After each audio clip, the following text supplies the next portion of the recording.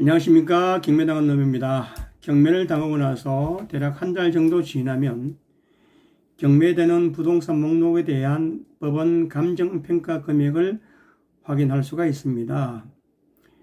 경매로 부동산을 날려도 반드시 양도세, 주민세 등의 세금이 부과된다는 부분과 주택인 경우 집을 비워주어야 될 때를 인지하고 있어야겠죠.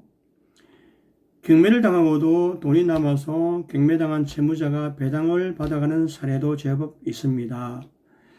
최근의 사례를 보면 파주시에 있는 어느 땅이 경매 진행 중인데 어머니의 명의의 부동산을 담보로 아들 사업 자금을 도와주려고 어머니가 직접 지역 농협에서 3억 대출을 받아서 작은 아들에게 건네주었습니다. 그런데 그 작은 아들이 대출금을 사용하고는 의도적으로 은행 이자를 납부하지 않으므로 농협에서 경매를 신청하게 하였고 그 작은 아들은 좀 좋은 금액으로 매각되기를 기다리고 있는 사연이 있습니다. 동생은 본인 몰래 형이 어머니와 정여 예약 가등기를 마친 것을 알고는 몹시 화가 나서 형 몰래 어머니를 노인 요양원에 입원시키고는 어머니의 신분증과 인감도장, 통장을 챙겨두었습니다. 어머니의 부동산이 경매로 낙찰되면 농협 채무가 청산되고도 매덕이 남으니까 그 돈까지 어머니 대리로 법원에서 배당을 받아와 꿀꺽하려는 심산으로 판단이 되었습니다. 작은 아들이 어머니의 대출금 3억 원을 꿀꺽하고 또 법원에서의 예상배당금 4억 정도까지 꿀꺽하려고 하는 모습을 떠올리면서 작은 아들이 나쁜 사람인지 잘난 사람인지 딱히 단정하기가 어려웠습니다. 한편으로는 부러운 면도 있었죠. 작은 아들은 아마도 형 몰래 모두 꿀꺽하고는 나중에 형이 불만을 가지고 상속에 대한 유류분 반환 청구를 해오면 그때 몇 푼 주면 되겠지 하는 생각까지 분명히 했을 겁니다.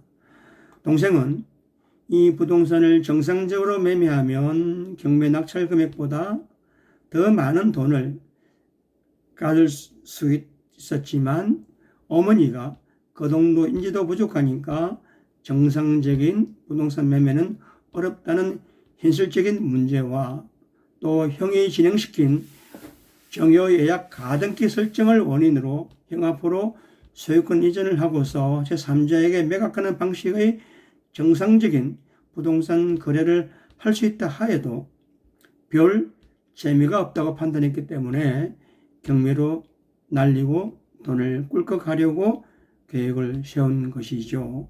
가령 형 앞으로 소유권 이전을 해서 경매에서 팔리는 금액보다 더 높게 매각을 한다 해도 소유권 이전에 대한 비용과 정여세가 발생이 되고 1년 이내에 처분하게 되면 그때에 따라서 양도 차익의 양도세도 발생이 되고 그에 따른 주민세도 있고 또 어쩔 수 없이 형과 선의적으로 나누어 가져야 하고 또 형에 대한 기분도 나쁘고 하니까 혼자 먹을 생각을 했다고 짐작이 됩니다. 형 입장으로는 어머니 인감도장과 신분증은 동생이 숨기고 있고 어머니는 인지력이 떨어져서 대화가 어렵고 하니까 어떻게 하면 좋을까 하고 고민해 본들 어떤 방법도 없고 또 본인이 동생 몰래 어머니 재산을 가지려고 정여 예약 가등기 설정 등기를 진행한 것 때문에 동생과는 대화조차도 안 되니까 참 답답한 노릇이겠죠.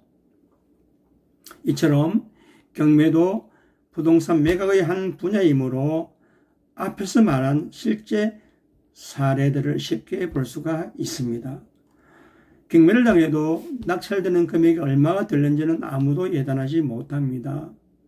어떤 경우에는 부동산을 매각하려고 부동산 중개사에게 의뢰했지만 도저히 팔리지 않으니까 다른 사람 이름으로 건전한권 설정 등기를 마치고는 의도적으로 경매시장에 던져놓기도 합니다. 부동산은 반드시 임자가 있고 경매는 우리나라 누구나 정보 접근이 가능하니까 선택의 폭이 그만큼 넓다고 생각한 것이죠. 실제로 몇 년 전 아무도 쳐다보지 않은 접근조차 어려운 경기도 가평의 어느 높은 산 중턱의 임야가 본인이 생각보다 높게 낙찰이 되다 보니 의도적으로 경매를 신청한 본인도 무척 놀라워한 경매 사건도 있었습니다. 이와 같이 재산의 분쟁이나 부동산 매매를 목적으로 의도적인 경매 사건이라 하더라도 적법한 절차에 따른다면 아무런 제재도 받지 않습니다. 감사합니다. 경매당한 놈이었습니다.